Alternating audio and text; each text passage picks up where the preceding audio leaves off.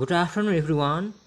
This is Brain Rai, your Nepali subject teacher, and today we are going to read a story from the Nepali book, and the title of the story is Chimeki, written by Guru Prasad Mainali. Okay students, let's begin. कथाकार गुरुप्रसाद मैनालीले लेख्नु भएको कथा छिमेकी एक सामाजिक कथा हो। सामाजिक कथा भनेको गाउँ समाजमा भइरहेका विविध घटनाहरूलाई नै विषयवस्तु बनाएर लेखिएको कथा हो। लोग्ने स्वास्नीको झगडा, दाजुभाइ, छरछिमेक बीचमा भएको द्वन्द्व, कलह, रिसराग, मनमुटाव साथै गाउँले जीवनशैली, गाउँले बचाइ, गाउँले जीवनमा गरिनुपर्ने सङ्घर्षहरू, गाउँघरमा मानिने विविध चाडपर्व, रीतिथिथि, परम्परा, संस्कृति, अन्धविश्वास इत्यादि इत्यादि कुराहरूलाई नै समेटेर लेखिएको कथालाई नै हामी सामाजिक कथा भनेर भन्छौँ।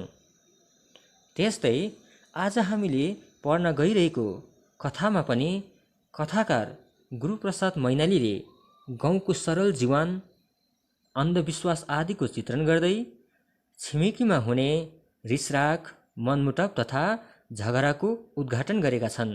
यति मात्र होइन, यस कथाको माध्यमबाट कथाकारले हामीलाई छिमेकीको कर्तव्य औ संस्कारबारे स्मरण गराउँदै छिमेकी भइसकेपछि ढुङ्गाको भर माटो, माटोको भर ढुङ्गा भने जस्तै छिमेकीलाई दुःख कष्ट पर्दा, छिमेकीलाई आपद विपद आइपर्दा हात बाँधेर बस्नु हुँदैन। अरू बेला मनमुटाव, झैँ झगडा जे जस्तो भए पनि छिमेकीको दुःखमा, आपद विपदमा शरीक भइदिनुपर्छ, सहयोगी भएर साथ दिनुपर्छ भन्ने नैतिकतापूर्ण सन्देश पनि दिनुभएको छ हामीलाई। ओके स्टुडेन्ट्स, अब म तिमीहरूलाई यस कथाको सार बताउन गइरहेको छु। सर्वप्रथम यस कथाको पात्रहरूमा गुमाने, धनजिते, धर्मानन्द बाहुन, आसमरु साहु आदि मुख्य छन्। कथाको घटनाक्रम अनुसार असारको महिनाको एक दिन टन्टालापुर घाम लागेकोले सबै किसानहरू मेलो छोडेर आसमरु साहुको पसलको नजिकै भएको एउटा चौतारामा विश्राम गरिरहेको हुन्छ। ती किसानहरूको झुण्डमा गुमाने र धनजिते पनि हुन्छन्। यतिकैमा गुमानेको असारको गोरु धनजितेको बारीमा पस्छ। यो देखेर धनजिते रिसले आगो हुन्छ अनि गोरुलाई लगारिकन कुर्दै धपाउँछ। यसरी धनजितेले असारको गोरुलाई लगारिकन कुटेको देख्दा गुमाने पनि रिसले चुर हुन्छ। उनीहरूको बीचमा भनवैरी, बाजाबाज हुन्छ। धर्मानन्द बाहुनले उनीहरूको झगडालाई अझ उक्साउने काम गर्छ। कसरी हुन्छ मानिसहरूलाई एकअर्कामा लडाएर तमासा हेर्ने धर्मानन्द बाहुनको नराम्रो स्वभाव हुन्छ। अब उनीहरूको झगडा हात हालाहाल र हात मिचामिचमा परिणत हुन्छ। साथै दुवैले एकअर्काको पोल खोलाखोल गर्छन्।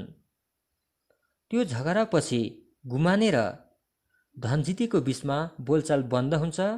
एकअर्काको घरमा आउजाउ बन्द हुन्छ। यस्तैमा एक दिन भदौ महिनातिर उनीहरूको गाउँमा आँटे ज्वरोको प्रकोप फैलिन्छ। स्टुडेन्ट्स, आँटे ज्वरो भन्दा हामी टाइफाइड बुझ्छौँ। गाउँको देउता रिसाएर यस्तो भएको हो, गुमानेले यस्तो सोच्छ अनि सबै गाउँलेहरूलाई एकत्रित गरेर आँटे ज्वरोलाई हटाउनको निमित्त गाउँमा मानिने देउताको पूजा गर्छन्। तर उक्त पूजामा धनजिते चाहिँ आउँदैन। तर यो उनीहरूको एउटा अन्धविश्वास मात्र हुन्छ। पूजा गरेकै पछिपल्ट गुमानेकी स्वास्नी पनि आँटे ज्वरोको प्रकोपमा पर्छिन्। तर भाग्यवश उसको प्राण चाहिँ बाँच्छ। अब धनजितेको परिवार पनि यस ज्वरोको चपेटमा पर्छन्। एकातिर धनजिते अत्याधिक ज्वरोले थलिएर धताउन थाल्छ भने अर्कोतर्फ उसकी स्वास्नी इन्तु न चिन्तु भएर लडिरहेकी हुन्छन्। पानीसम्म दिने मानिस पनि हुँदैन। धनजितेको गाई बस्तुहरूको बिजोग हुन्छ। गाई बस्तुहरूलाई हेरिदिने, चरनमा पाखातिर छोडिदिने कोही हुँदैन।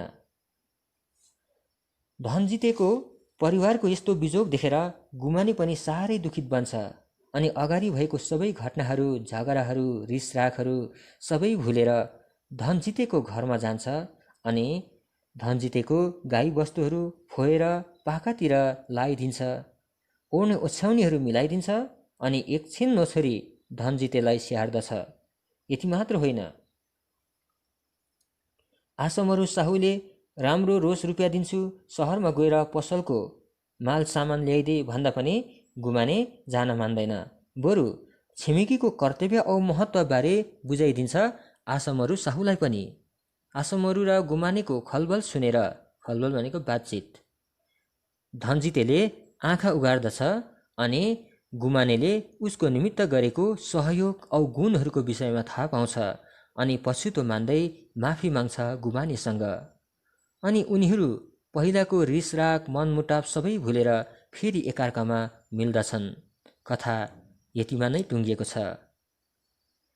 स्टुडेन्ट्स, यसरी यस कथामा कथाकार गुरुप्रसाद मैनालीले गुमाने र धनजितेको बीचमा भएको द्वन्द्व औ कलहलाई अघि सार्दै कथाको अन्तमा उनीहरू एकार्कामा मिलेको देखाएर हामीलाई छिमेकीको कर्तव्य औ संस्कारबारे अवगत गराउनु भएको छ।